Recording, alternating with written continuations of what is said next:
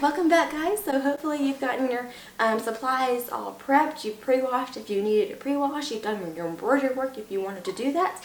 Although don't feel pressured, this dress will look really pretty even without all the embroidery work. So the front, in this video we're going to do that front T section and we're going to apply that mitered lace to it. Okay, so I've got my notes here so I don't forget to tell you any of the pieces, and like I said, this is as personal as I can get to us, so long since I do have little ones. But here we go. We are going to cut out the pieces if you haven't already, and cut like your pattern pieces if you haven't already.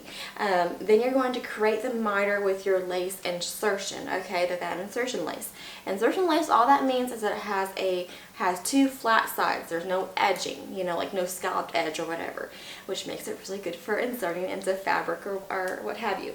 So to create this miter, you're going to pinch the area where the miter should go. And I do this a little bit, I think I do it backwards at least. I don't really know how other people do it, but I think I do it backwards so other people do it. What I do is I leave a few inches extra on each leg. So you're basically creating like an L, if you will, and I'm leaving a couple inches extra on each L. That way I have some wiggle room, because I'm going to just approximately put in this miter, and I'm not going to sweat it since I do have those little bit of extra length.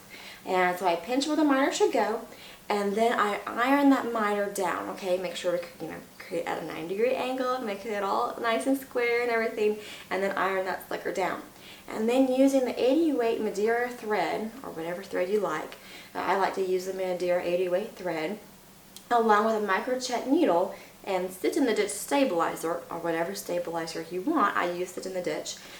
Just stitch straight across that miter. Now, if this is your first time doing lace work and you didn't want to buy stitch in the ditch, you're not sure if you, or another stabilizer, you're not sure if you, maybe this is your first time, you know, sticking your toe in the water and you're not really sure how the water's going to feel yet for you, a little trick you can do is just use like a receipt, right? If you've got a receipt in your purse from whatever errand or something you ran, or grocery receipt or whatever, just use that.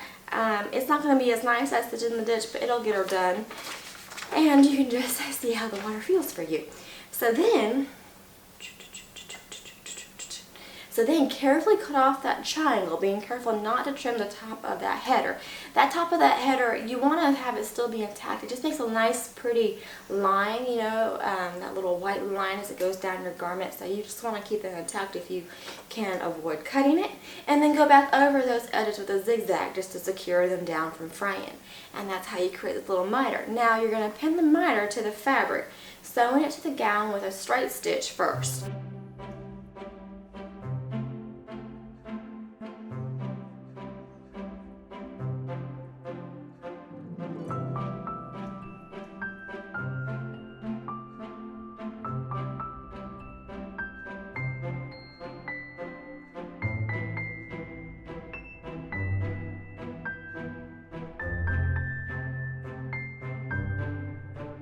To use any stabilizer here, I'm just sewing it to the gown using the Madeira 80 weight thread, and then give it an ironing and fold the fabric back and iron that against, kind of like against how it's going, you know, if that makes any sense. And it just makes it easier to trim away the excess fabric, and you're going to trim about 1/8 of an inch away from the seam and then zigzag over top of that seam, and that's going to secure her down. And that's how you apply the miter to your garment. So you're going to do that for both sides, and I will see you for joining those side pieces in the next video. So I hope this is helpful. If you have any questions, put them down in the comments below, and I will do my best to answer them. And as always, I appreciate y'all for watching, and I hope to catch y'all next time.